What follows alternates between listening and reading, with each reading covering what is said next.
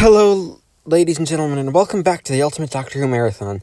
This is the story where I look at one episode of Doctor Who, classic Doctor Who per day, and today on the 29th of January 2018, we are beginning the next television Troughton story with Brian Hale's return to the series and the return of the Ice Warriors in The Seeds of Death with episode 1.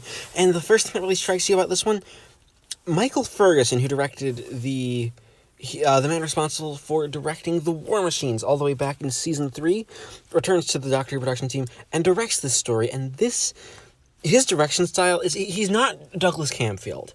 Douglas Camfield knows how to do tension, but this guy, Michael Ferguson, does an amazing job making a bunch of experimental shots and making you really get sucked into the action, even though the Doctor really doesn't show up until 10 minutes in.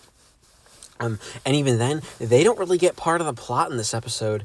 All they know is that something's going wrong on the moon, and by the end of the episode, it's like, we know that they're the Ice Warriors, but there's a new sort of type of Ice Warrior. This one's got a helmet, and it's interesting.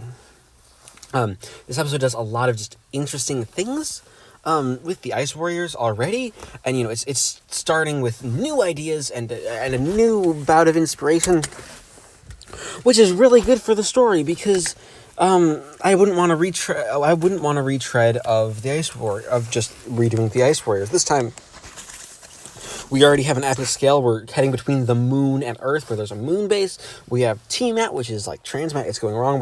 It's going wrong on the moon. We have a guy with the Space Museum, not like the Space Museum, who loves rockets, but it's like, well, I was told I have no government funding, though he's been secretly working on a rocket, because I guess that's like doing a guy having model trains, which is just hilarious. Like, the writing in this episode is just, after the Crotons, the Seeds of Death feels like a breath of fresh air, as the Dr. Jamie and Zoe have this amazing chemistry with each other. They bounce off of each other very nicely. They just get to share the screen. You also have all these characters on the Moonbase, a lot of them being killed off. Like, when the Ice Warriors show up, it's all done through this really creative point of view. You hear the breathing, and it goes in. You hear the sound effects happen, the visual effects of the sonic guns happen, and people just start dying left and right. It is a brutal thing. You have one guy managing to escape. He's being a coward. He tries to contact Earth. That's a lot of his episode. He then gets killed, and that's our cliffhanger. We have no allies left on Mars, and we have this sort of desperate situation where the Ice Warriors, this isn't a 6-parter where the first half is spent to the build-up of the plan, and the latter half is the destruction of the plan. No, this one, plan started, we don't know their plan, phase 1 is complete, they may be invading any minute now, we just do not know. We know TMAT has been delayed, which in TMAT, is sort of controls shipments. TMAT has been destroyed in an act of defiance against the Ice Warriors, which is good, so their plans are slowed down, but we don't quite know what they are, and they could easily be, TMAT could be, could come back and be a new, operational again.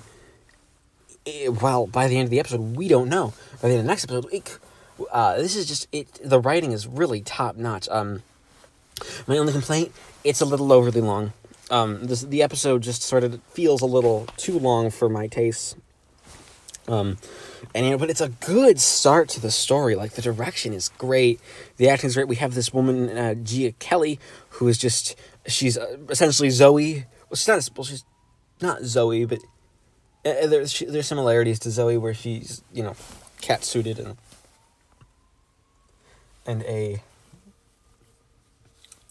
an asset to the thing. She's smart, and it's like her assets are invaluable to the TMAT team. So you have this build up of just about everything, and the Seeds of Death episode 1 it's really good. So I'm gonna give the Seeds of Death episode 1 a 9 out of 10. Because, again, it's just a little slow. Hoping the next episodes improve. Oh, also, the opening sequence is really cool. Like, it's a model shot of the moon, and we're going to the sun. It has nothing to do with the episode, but it's just a really good sort of opening sequence, and the music playing around is good. This is a really good Dudley Simpson score. So yeah, 9 out of 10 for the Seeds of Death episode 1. Alright, it is the 30th of January 2018, and I just finished watching Episode 2 of The Seeds of Death. This one actually improved on Episode 1, mainly in the department of tension. As a story, this episode really knows how to bring the tension and keep building it, mainly down to the direction. Michael Ferguson does a lot of artsy shots that are really fun to watch. For example, we have a lot of the plot is, at least on the Dr. Jamie and Zoe's end, is the T-Mat people convince Daniel, the guy in charge of the rockets, to basically to send up a rocket with the Doctor, Jamie, and Zoe. Miss Kelly says she still wants to be the one. She wants to be the one to go up in the rockets. Wait, not Daniel. It's Eldred. With Eldred, who is, they sort of need him. They need her to be down.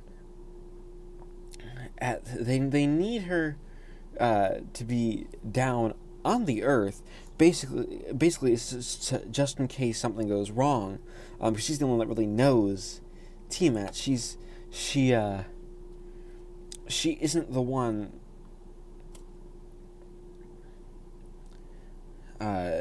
She's the one who knows how it works, and she's the one who's got to fix everything. So you have her staying here, but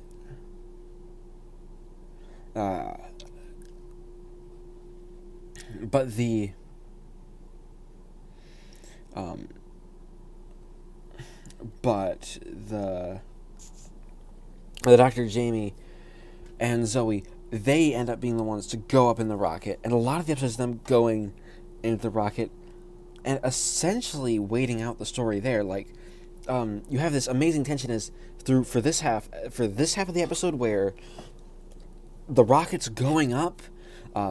We have this amazing model footage of it leaving the Earth's orbit and it heading away from the Earth and towards the moon.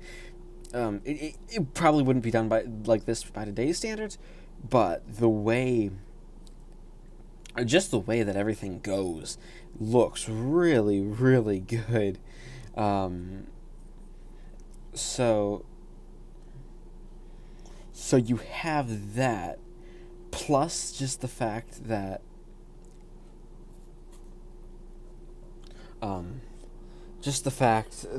everything goes into the story, just has everything failing. So nothing starts to fail. Everything starts to fail. First, it's just the video. They lose video link, but they still have audio link, so they can talk to the people on the Earth. That's not the problem, but it's the video where things are going off. And then, that goes off, and then gas starts to happen, and the rocket starts to spiral out of control, and that's our cliffhanger. That is, it's just an excellent cliffhanger. I love what it does. As a story, as an episode, the cliffhanger knows how the cliffhanger knows how to build everything. It's a great cliffhanger, and you really have Zoe being the part of this episode. Like, there's a moment where the Doctor and Zoe they're going over math, and Jamie's just sort of there with a clipboard. I don't know what he's writing down. I feel like he's just doodling because he doesn't understand what they're talking about. I find that just absolutely hilarious, because it's something that Jamie would do. Really having that thing of I don't know what's going on, so I'm just gonna doodle and hope to God that nothing goes wrong. That being said, you also have just the stuff with the Ice Warriors, as the Ice Warriors we don't quite know what their plan is, but you have the one character, I believe his name is Osgood, who has actually managed to escape, and he's hiding out in a room where he's essentially rigged up this thing to send radiation at the Ice Warriors if they come in, which is, good. He can't do everything.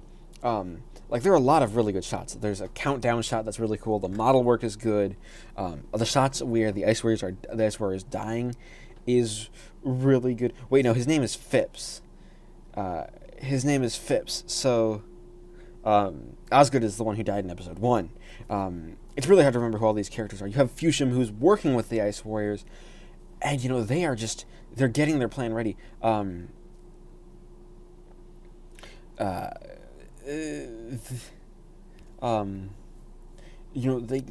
We actually halfway through the episode, after the rocket is on its way, but you have T-Mat starting up again, and that's working, which is, again, great. Kelly gets set up, so basically the Doctor, Jamie, and Zoe are on their way, and they may not make it out of this alive. It's a really tense episode, so much so that everything just sort of falls together in this bit of perfection, so much so that I'm just going to have to give the episode, the Seeds of Death, episode 2, a 10 out of 10, because it builds everything, and it knows, the episode just knows how to be a good story. Alright, it is the 31st of January 2018, and I just finished watching episode 3 of The Seeds of Death, and this is the first episode that sort of feels like it's padding. I don't want to say in a bad way, well, yeah, in a kind of a bad way. Mainly, it's a lot of the Doctor and company are still in the rocket heading towards the moon. They make it to the moon. And that, they've got to return, if they're going to return to Earth, they have to use T-Mat, so they're sort of on their own here. A lot of this is just sort of this episode is really just a runaround with the Ice Warriors. That is something that I don't really think is the best sort of thing. Mainly because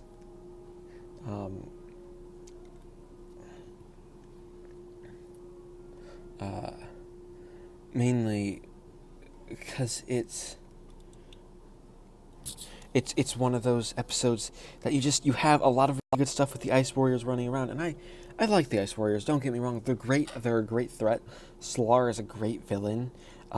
This one we actually get quite a bit of their plan. They're sending these seed things to Earth, the titular Seeds of Death, which when sent to Earth it starts to rapidly expand, even though, no one's really going to fault me for this. It's a balloon.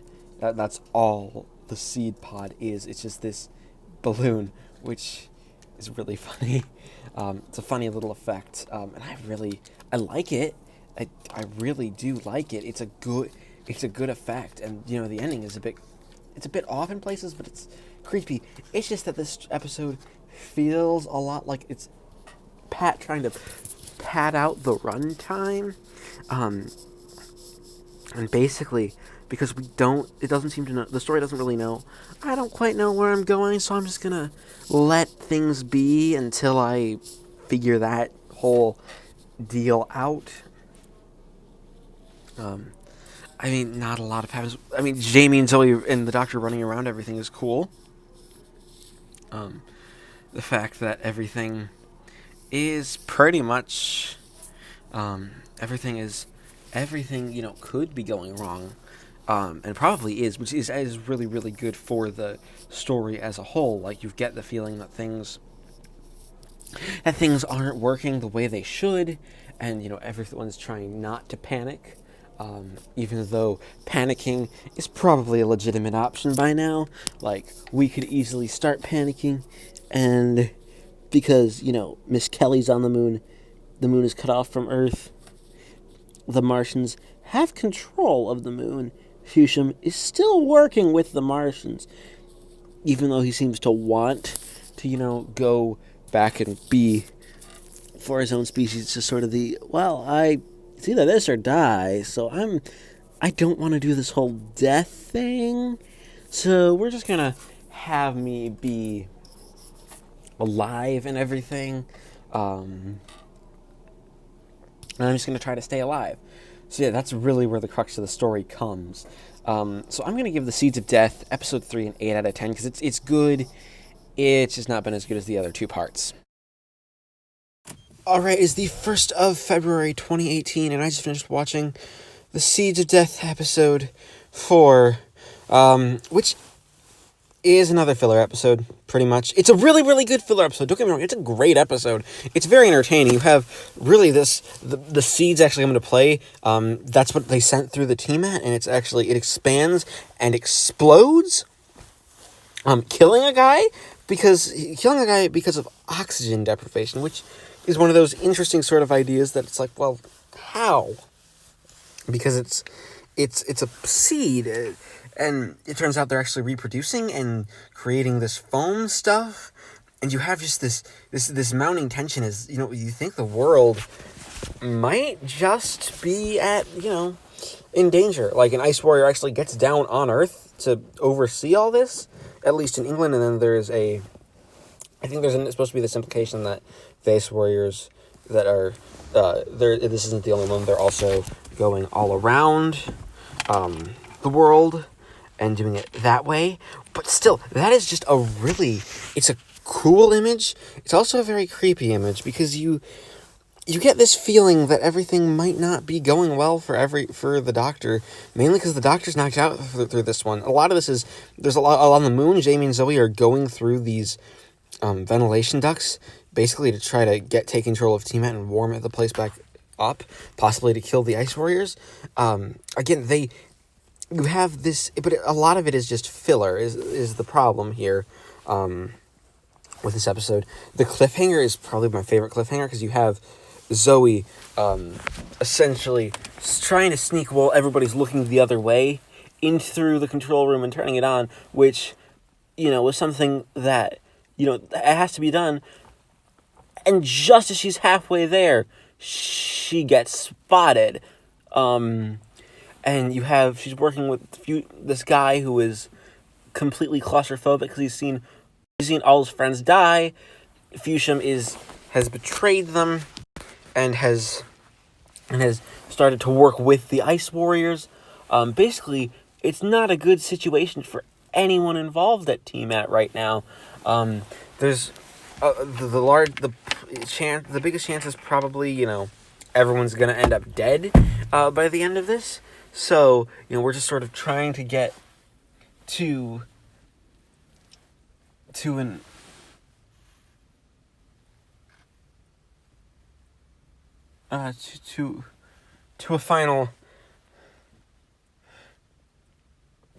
a final conclusion. And the Doctor's missing. He might not be able to be back. So, and you have the Ice Warrior out. This foam. Michael Ferguson does these great shots of just the foam spreading and causing chaos. It looks creepy. So basically, on those strengths alone, The Seeds of Death Episode 4 gets an 8 out of 10, because it's a great episode. It's just a bit too fillerish for this story. Right, it is the 2nd of February 2018, and I just finished watching Episode 5 of The Seeds of Death, and this one actually improves upon the pacing issues of the second. This episode has mainly the big flaws that it has a couple of plot holes, which I will get to when I get to those little things. But you have the Doctor coming to save Zoe from essentially being killed.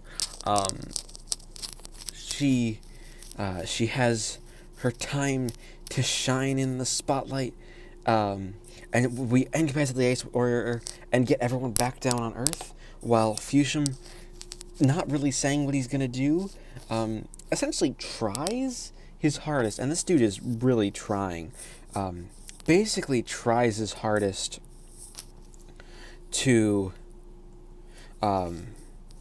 tries to save the day himself, but he's unable to do that, mostly because, well, this is an episode where things, they aren't going too well, and not only that, but they're they're kind of failing everything. You have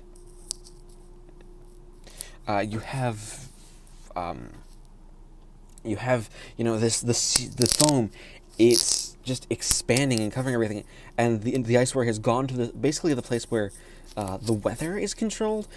That's a really nice idea, having the weather controlled by a place, and it is this weather control center that is essentially causing all of the problems. You have you have the Doctor coming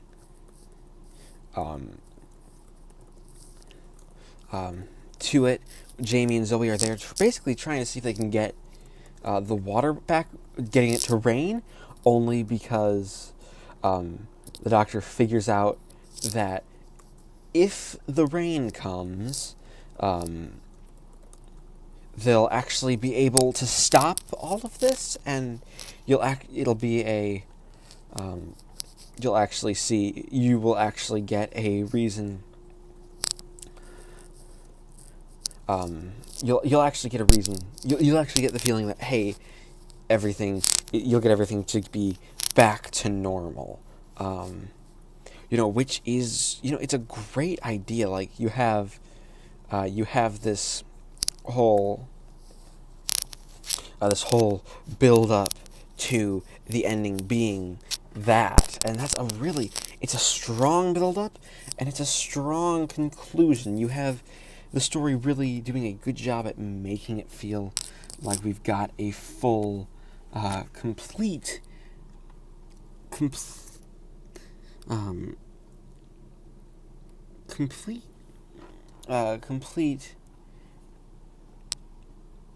have the complete story, sort of, not really necessarily being there completely, but you have the ideas there that have started. You have ideas, and you have a feeling that we are really going somewhere. We have a pretty good sense that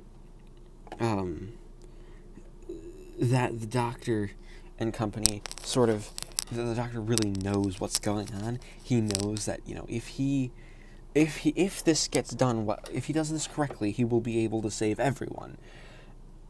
And a lot of what's going to be interesting is if that's actually going to be the case, only because we don't really know that much. Like, you have the big cliffhanger being the Doctor's run over to the center, to the weather center. Jamie and Zoe are being terrorized by an ice warrior, and one of the seeds has gotten really big, and the Doctor's been avoiding it so far, but now he's just sort of there where it's like, hey, I don't really know, can I avoid breathing in this seed and getting myself killed? And that's just a great ending. It's a great way of ending everything. For just the episode, it leaves you wanting to move on. So I'm going to give The Seeds of Death, episode 5, a 9 out of 10, because mainly it's just this whole why doesn't he just bring water with him that makes me that's just the question that really messes with my head. Like, he easily could have brought water with him and everything would be fine. Right, it is the 3rd of February, 2018, and I just finished watching The Seeds of Death, episode 6, and this is the perfect ending to the story. This episode is basically just a run around in weather control, trying to outsmart the ice warrior that's been mainly chasing Jamie and Zoe. The Doctor gets let in, cleans himself up a little bit, not very much, because this is, of course, the Doctor we're talking about, and he never really cleans himself up, does he? He just sort of, is like, hey, I just sort of exist for the reason that I exist. And he and our Doctor, our lovely Doctor, of course, has his time to shine as he figures out that, hey, the way I killed the ice warriors, that ice warrior on the moon with those solar things, that worked out well. So, why not just do it again? Mainly because, if it ain't broke, don't fix it. Which is, honestly a good rule of thumb, at least for Doctor Who standards. And, just having the ice warriors die is great. Like, you have the Doctor, he commits genocide here. He has the entire ice warrior fleet fly into the sun and has all the ice warriors on the moon just straight up killed. Like, no question about it, they are dead at the end of this. And it is a really effective ending. You have the Doctor really, just sort of getting down to business. What's interesting, though, is that the humans seem not to have learned much, which is something that's, that's a really good idea here, because that the humans, they haven't learned from their mistakes. They're still having Tiamat as their only option for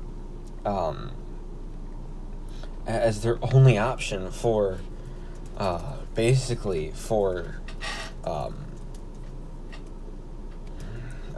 basically that's their only option for travel. Like, it's this isn't they